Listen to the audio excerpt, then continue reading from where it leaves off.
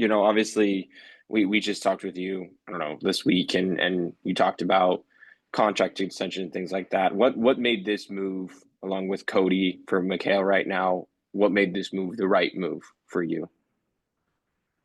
I think at the end of the day, it was the return.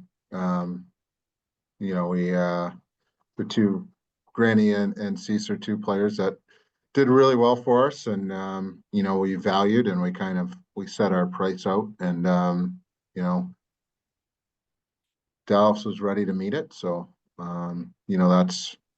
that's really the main reason why we did it now, I think. One of the guys, or Eklund and Zetterlund are two guys that Granny's taken under his wing. How did the rest of the team kind of take to seeing a guy like Mikhail getting moved to Dallas? I don't know, stay off here, but I'm sure it's not easy. For the group, Granny's been a big part of us here since he's gotten here. Not only his on ice play, but what he's done off ice. He's really helped mentor some of our young players. He practiced hard, played hard all the time, and tried to share his knowledge of the game. And that's kind of the way hockey goes, right? Guys, the veterans share their knowledge with the young guys, and now it's time for those young guys, hopefully they learn from him and they can kind of keep building on some of the lessons and things that Granny shared with him. All right, I'll let some of the other guys ask questions before I ask some more. Curtis? Good morning, Mike. Can you say kind of when talks with Dallas kind of started here? I just think you've kind of seen all the trades that have happened within the last week, right? I just think things have heated up around the league. For whatever reason it may be, the break coming, and I think there's only, you get out of the break and you're basically at the deadline. So I think teams are just trying to get out ahead of it. So this week things kind of picked up. Jim and Dallas have a good staff there, and he was great to work with, and they were aggressive for going after both guys. I was just going to say, how much interest was there maybe league wide in both Granlund and Cece? Yeah, there was quite a bit. I think Cease is someone who's proven he can play well in the playoffs, and he's a big right shot D. So I think we had a lot of teams interested in him, and Granny at one point, I think there was 11 or 12 teams that had shown significant interest in him. So lots of teams, lots of interest. They're two good players, two good people, and but we just kind of felt we were able to get what we wanted. So it's something we kind of had to do. I guess you just kind of touched on it, but did you view the Four Nations as sort of a soft deadline? Obviously, Granlund is taking part in that. He didn't want to risk him maybe getting hurt. I mean, did you view that yourself as a bit of a soft deadline there? Not really, but that's kind of maybe in the back of your mind a little bit. But the market kind of dictates how things go. It's not too dissimilar than Blackie. I think in a perfect world, maybe would have held on to Granny and Cease closer to the deadline, so our group could have them for a little bit longer. But it doesn't always work out that way, and the market just kind of heated up over the last week, and so that's we kind of took advantage of the opportunity that came our way. So how do you kind of fill out your roster in the meantime here? Obviously, there's a lot of guys banged up. I think only 11 healthy forwards right now and 6 D-men. What do you kind of have? Do you just plan maybe recall a couple guys from the Barracuda just to kind of get you through here? Yeah, we're definitely beat up right now, and hopefully we can just get through next week, get through these 3 games and get to the break, and then I think we should be able to hopefully get most of the guys back after that. So for now it's we expect these guys it's a good group down there, even though this will be hard for them, but to still play hard and go out there and try and win games. And we'll I'm sure we'll probably dip into the Barracuda with guys who deserve a recall, whether that's our young guys were playing well, or some of the vets, some of the vets down there, sometimes it's easy to overlook those guys, but some of our vets down there are having really good years and deserve a look up here too. So we'll kind of that's kind of how we'll fill out the lineup. All right, thank you. Shane? Hey, Mike. I know this might be something that you can really answer here, but we asked you about players that could be interesting to bring back, just in terms of just what they've meant to the Sharks and whatnot. So, is that something that like you can speak to with Granny and or CC, or at least just talk about how much they meant to the Sharks? Yeah, I mean, it's not something I can really get into with those guys. They're Dallas Stars hockey players right now and part of their organization. But as far as what they meant to us, I think Cease was here for a short time, but I think he fit in well with our group. I think he's a good partner for whether that was he played a lot with Wally, but he spent some time with Henry and Shaq as well. So he's a little bit of a stabilizing force for our young guys. So he was good to have here. And Granny, like I said, Granny meant a lot to us, off the ice and on the ice. They'll both be missed, and but that's kind of the business of pro sports. But yeah, they were good veterans, good hockey players who were good for our group. How do you replace, especially I guess what Granny meant to the locker room, these last 30 games of the season here? I know that you have a lot of prospects from within, but that leadership component, that impact on guys like Macklin and Eklund and Will Smith and guys like that, just how do you kind of replace that? I mean, I don't know if we can replace it for the rest of the season. I think similar to what I said with Max there, you got to hope that some of the lessons and the things that and how he carried himself and how hard he played in practice kind of rubbed off on these guys, and they can continue to move forward with it. But be up to the leadership group that is still here to continue to lead the group and do things the right way and play hard and practice hard and kind of carry forward that way. Both Mikhail and Cody had expressed interest in staying. I think that in this situation that you're in, right, it's important that players want to stay, obviously, in this kind of situation. And they both said that they wanted to stay. What was their reaction, I guess, when you spoke with them? Yeah, I mean, first of all, I think it's a little bit of a testament to what we're trying to build here and the culture that Warzo and the group is starting to build down there. That those guys, despite the losing here, wanted to be a part of it. But I think it's never easy when you get traded. As someone who went through it myself, and I think I think both guys took it well. And I think we all play the game to win and try and win the Stanley Cup and play those meaningful and important games. So I think while there was probably some disappointment, I think there was also some excitement to have the opportunity to go to a good team that's had a lot of success over the last few years and have a chance to go to the dance and try and win it. And both those guys, did you ever have, I guess, any talks with their representation as far as knowing what they wanted at least? And what did that play a part in this too, knowing what maybe they wanted in free agency and whether or not you guys could meet it or not, whether that was a fit for you guys? I know that was a concern or an issue with trading McKenzie.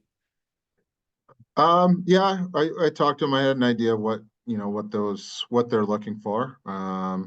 It's I don't know. It wasn't I don't know if it was a huge factor in this, but I think it played a little bit of a role, but at the same time, like I said, it was kind of a price that we said we kind of put out for these guys, and if someone was willing to match and meet the price, then where we are and trying to build, it's something we would have had to seriously look at. And Dallas kind of stepped up and met the price, and we felt like it was the best thing to do. Like I said, looking at it from all angles, short term and, what's going to sting short term, but, long term, I think it's it should be beneficial for the organization. And finally, for me, for now, the risk of in terms of holding these players a little longer, especially Granlund, maybe you get more, but was there a risk that you might get less? Is that kind of what part of the concern was too, that Dallas kind of met your price, and if you hold these guys for longer, who knows what the market turns to, right? Yeah, you never know what the market is. You know, you set your price that you think he's worth, and you know, if someone's willing to step up early and do it, then sometimes you gotta do things earlier than you wanted to. And for Granny, there's always or for any reason, there's always, if someone's willing to meet the price you have, then the longer you hold on to them, there's always, a little bit of extra risk of injury or the teams that are interested in moving on and going to another target. So it's always kind of the dance you have to play. Yeah. Thank you. Let's go to Eric. Hi, Mike. Can you hear my audio good? Yeah. Okay, ya. great. Sorry, I've had some issues with it. Speaking of building stuff, uh, yeah, I know you obviously have the rest of the season to play out here, and even the trade deadline, you might have some moves further upcoming. But if I can use some foresight here, you've got now more assets, here in terms of the draft. You got you've restocked the prospect pool. You got plenty of money to spend maybe for this. So maybe for the summer, how much of a priority might you have in terms of adding some sort of or adding some impact talent, that are, right now, particularly maybe skewing younger, to kind of boost things in terms of building this, whether through any of those mechanisms that I mentioned, if not all of them. Yeah. No, we have to continue to add talent to our group and add good players to our group. And it's definitely something we'll look into. And, sometimes when you're in these situations, you have to, while we're playing a lot of young players and they're getting their experience, you do need good vets around them. And, we'll continue to look at that. And, Toph and Winberg, were good examples of that, are good examples of that, who've kind of come in and they've been good for our group as older guys and as free agents. And we'll have to continue to look at that. And we'll have to look at the trade market and things like that to look at maybe some older vets, but at the same time, maybe some of those younger vets that are in their 20s and things like that, who might become available. And now, we have another kind of bullet to get in the conversations if some of those types of players do become available. Yeah, off of that, yeah, I know you mentioned earlier this week how, you were able to parlay, say that first round pick and Edstrom into Yaroslav. So could you go, not to be facetious here, but could you go, say, big game hunting this summer, in terms of, real notable player that can, really, that can really help this club? That's a little bit hard to say this far out. I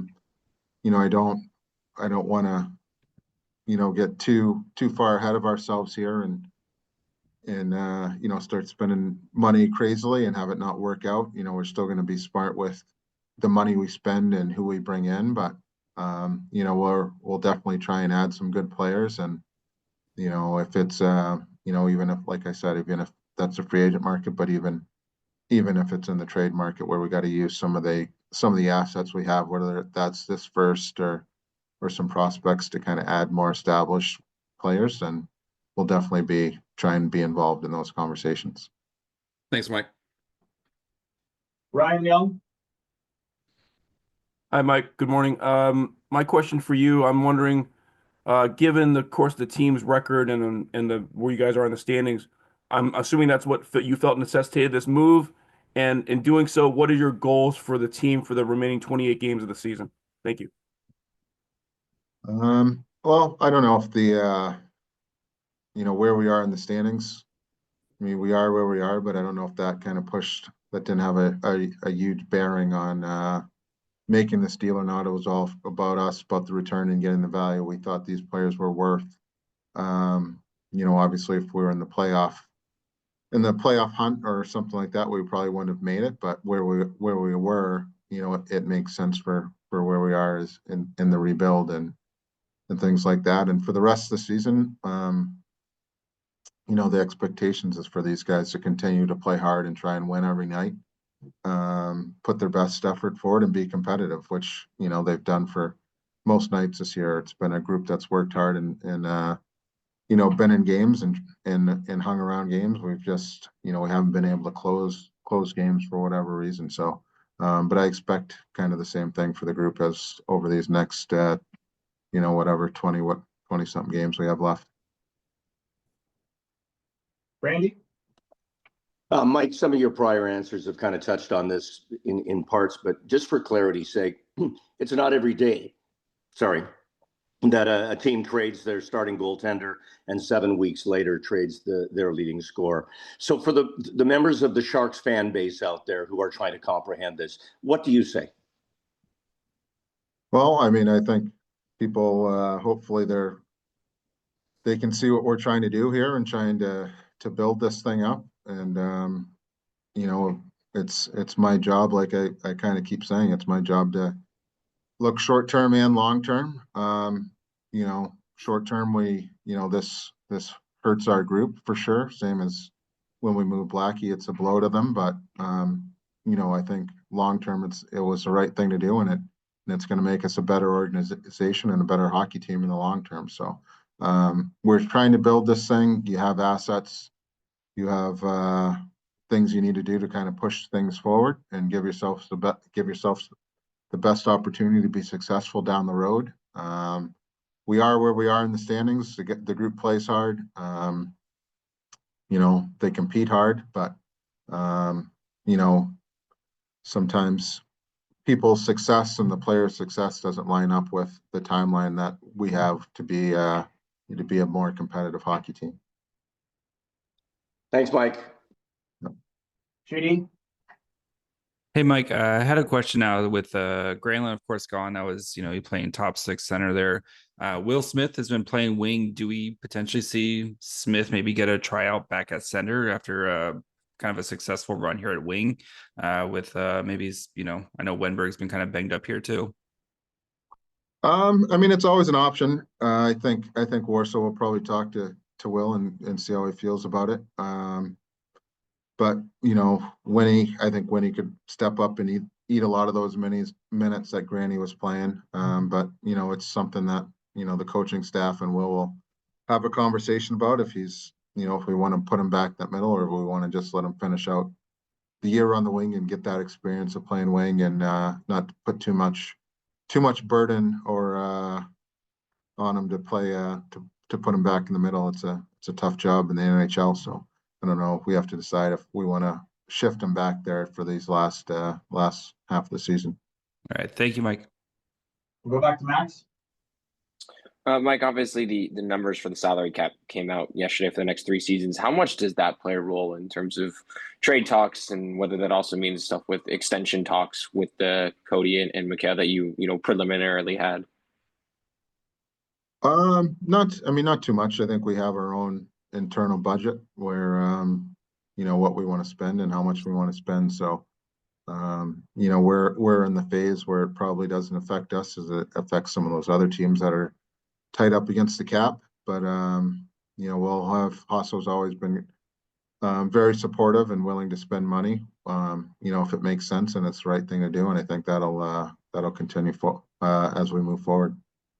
I don't know how much you can touch on this, but Luke Cunnin is another guy that's been rumored around. I mean, how much is there? I don't know if the mindset shifts to maybe trying to get something done with him, considering that you guys have moved on with Granlund, or is it just kind of keeping all options open like before? Yeah, no, I gotta keep options open and be open-minded about any possibilities for our players, and if like I said, if we think it makes sense to to move someone, whether that's Connie or anyone else, we just gotta weigh it, talk through it, and if it makes sense, then we'll see what's out there. But right now, it's just keeping an open mind and kind of see what comes our way.